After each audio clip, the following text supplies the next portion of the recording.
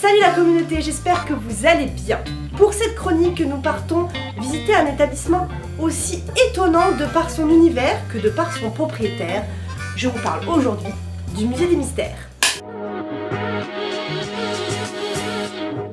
Bienvenue à ce nouvel établissement qui a ouvert ses portes le 11 avril 2018 au centre-ville de Marmande dans le Lot-et-Garonne. Un petit nouveau qui fait son entrée dans le grand univers des escape games, mais qui a sa propre identité et son concept bien à lui et assez original. Le musée est tenu par le conservateur, un homme complètement déjanté et très passionnant qui nous invite et nous propose de visiter ces nombreuses histoires et reliques les plus mystérieuses. Car oui, ce musée porte bien son nom. Il regorge de bien des mystères et vous pourrez y découvrir tout un tas d'objets aussi surprenants qu'originaux. Mais le conservateur a des missions bien plus importantes que la simple visite de son musée. Alors pas de temps à perdre, trêve de contemplation, il est temps d'être à la hauteur de notre réputation.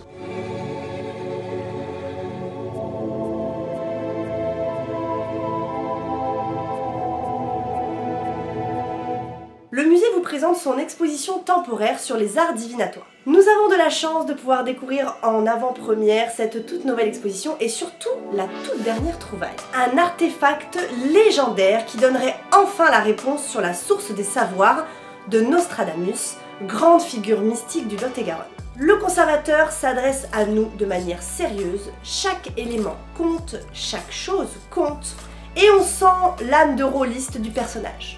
Plus qu'un escape game, c'est une véritable histoire dans laquelle nous sommes des héros principaux. Et le conservateur aussi.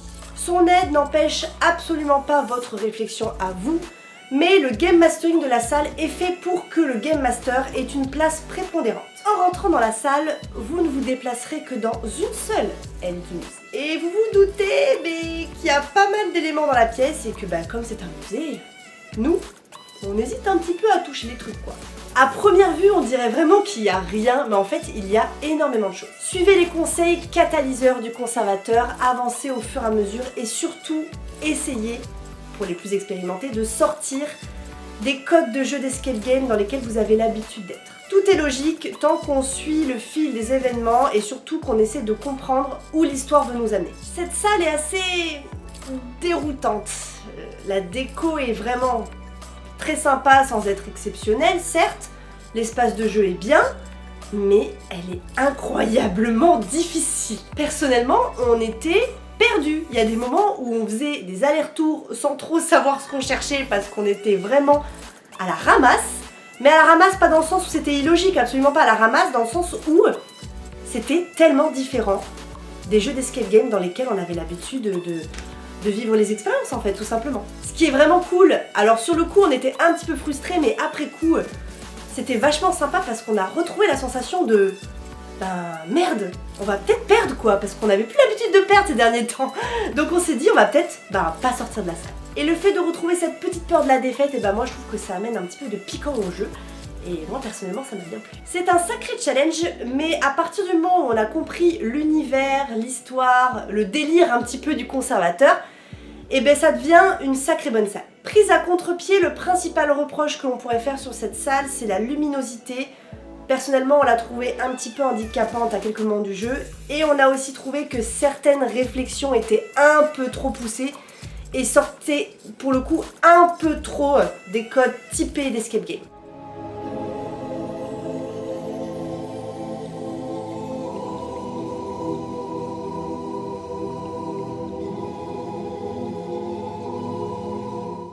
Le musée a l'honneur et le privilège d'accueillir la dernière exposition du professeur Van Helsing, éminent spécialiste des créatures fantastiques. Nous pouvons d'ailleurs faire la rencontre d'un tas d'autres scientifiques tous aussi connus les uns que les autres, qui se sont tous réunis pour cette grande occasion. Et là vous vous dites, mais tout va bien en fait, tout va bien se passer. Mais non, vous vous doutez bien qu'il y a un truc qui va pas aller, oui, sinon c'est pas drôle. Bon, cette fois, on y va en mode conquérant, on a un peu pré-assimilé le délire du conservateur, du coup, on va pas se faire avoir deux fois. Et vous savez quoi? On s'est fait avoir deux fois. On est vraiment nuls.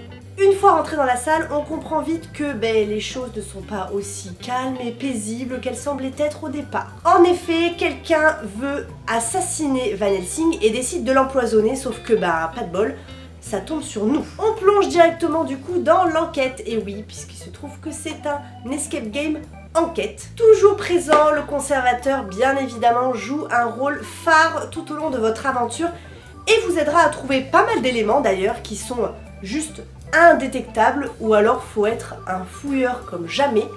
Mais nous personnellement on est tombé à côté de pas mal de trucs. Et c'est ça personnellement qui m'a posé problème. Le fait d'accepter l'aide du conservateur qui nous indique certains éléments de jeu, des conseils pour que nous puissions avancer, ok. Mais quand la fouille devient un petit peu trop laborieuse et qu'on trouve des objets où on se dit mais ça, on n'est pas censé le toucher normalement, bon ça, je trouve ça...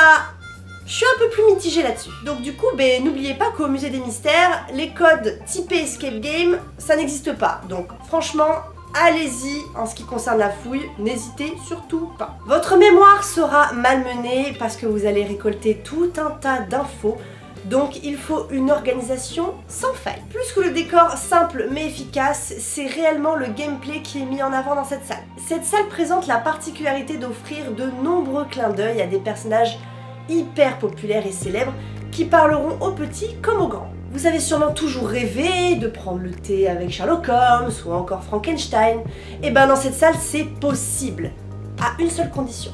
Il faut que vous déjouez le complot qui se trame contre le pauvre professeur Vanellope. Et nous sommes d'accord que pour arriver à la réussite de cette salle, il vous faut énormément d'éléments. De la coopération, de la mémoire, une bonne dose de fouille et pas mal de déduction. Le petit bémol pour moi, c'est vraiment la liste de suspects que je trouve vraiment trop longue et qui du coup perd un peu en termes d'équilibre sur la salle par rapport aux énigmes d'escape game et à la résolution de l'enquête. C'est une salle avec un univers qui parlera au plus grand nombre, mais difficile, avec quelques petits rebondissements en prime. Ce musée regorge définitivement de bien de mystères.